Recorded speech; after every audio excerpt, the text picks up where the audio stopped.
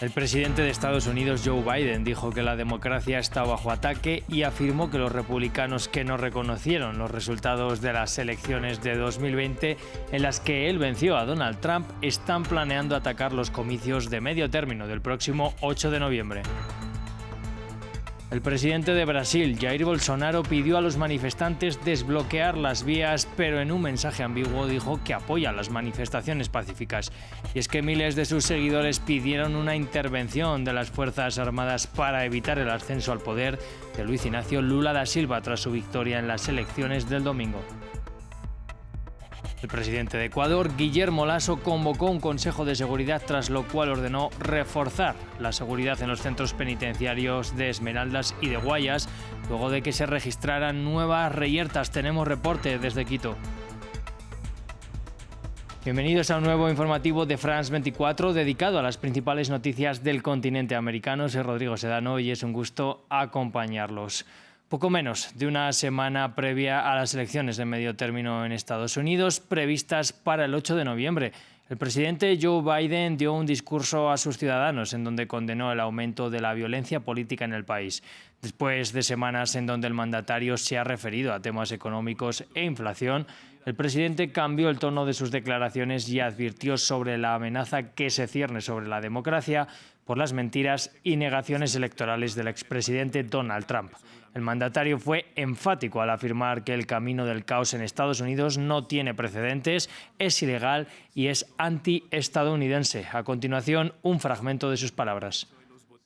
Los republicanos del MAGA están poniendo en duda la legitimidad de elecciones pasadas, pero también las elecciones que van a acontecer ahora y en el futuro.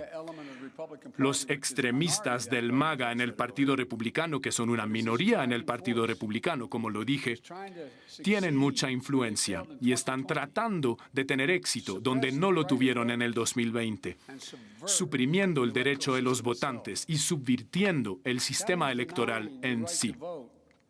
También en Estados Unidos, el autor de la masacre en la escuela secundaria de Parkland en 2018 fue formalmente condenado a cadena perpetua sin posibilidad de libertad condicional. El veredicto ya se veía venir luego de que el jurado recomendara esta sentencia tras no lograr unanimidad frente a la pena de muerte solicitada por la Fiscalía por el asesinato de 17 personas. Se espera que Nicholas Cruz pronto sea trasladado a una prisión de máxima seguridad. Y seguimos con más noticias de Estados Unidos, porque la Reserva Federal volvió a subir los tipos de interés. Se trata de un aumento de 75 puntos básicos por cuarta vez en 5 meses. Ahora queda en el rango de entre 3,75% y 4%, y no se descarta que las próximas subidas para luchar contra la inflación sean menores. La idea al subir los tipos es encarecer los créditos y hacer que el consumo baje, siguiendo la lógica que a menor demanda los precios también bajarán. El peligro es que la desaceleración sea tan grande que provoque una recesión económica. Y el presidente de Brasil, Jair Bolsonaro, envió un mensaje en Twitter en el que pidió a los manifestantes desbloquear las vías. Sin embargo, le dio su apoyo a los manifestantes pacíficos.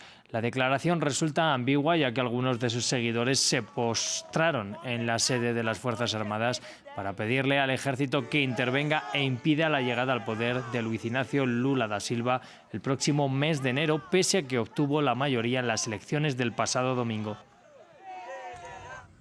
Brasileños que están protestando por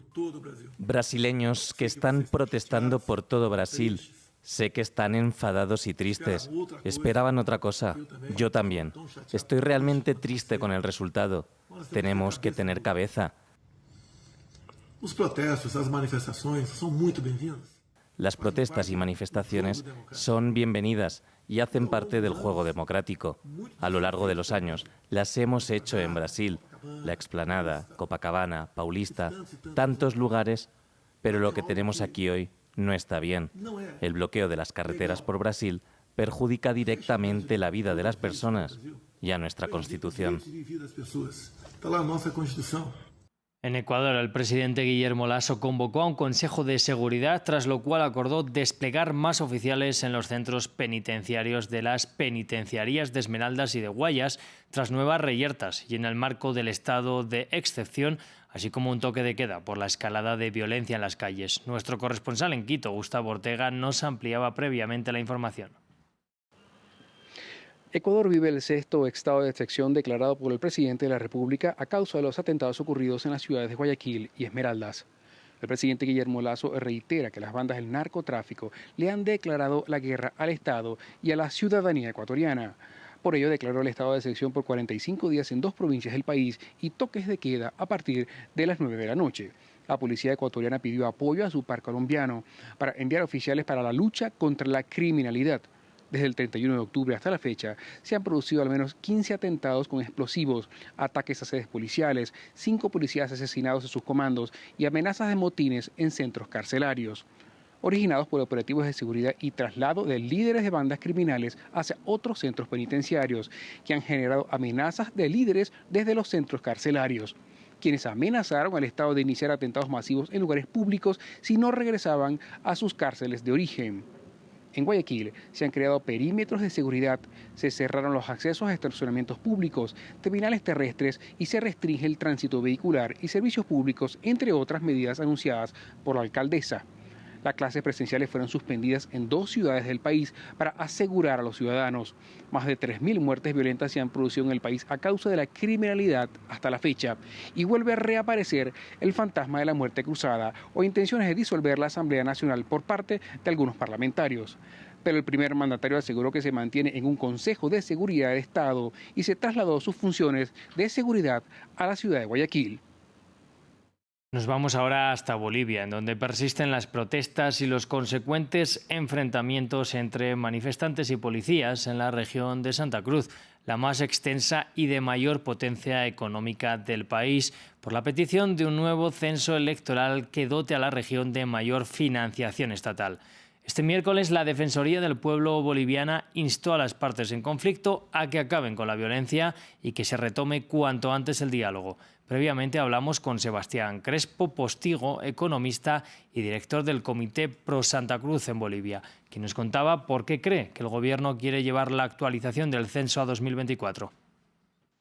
Es gracioso y le digo por qué, porque justamente todo este año ministros, el mismo director del Instituto Nacional de Estadística, garantizaron que se iba a hacer este 18 de noviembre el censo en todo el país. Dijeron que tenían ya los créditos que los dio el Banco Interamericano de Desarrollo y Fomplata y estaba todo listo financieramente y organizacionalmente. Pero por un motivo, y que es sencillo, son cálculos políticos, decidieron retrasarlo. ¿Qué es lo que ocurre? El censo nos va a permitir justamente limpiar nuestro padrón electoral, saber cuántos somos, dónde estamos y qué necesitamos, y para ahí nos va a poder permitir justamente planificarnos.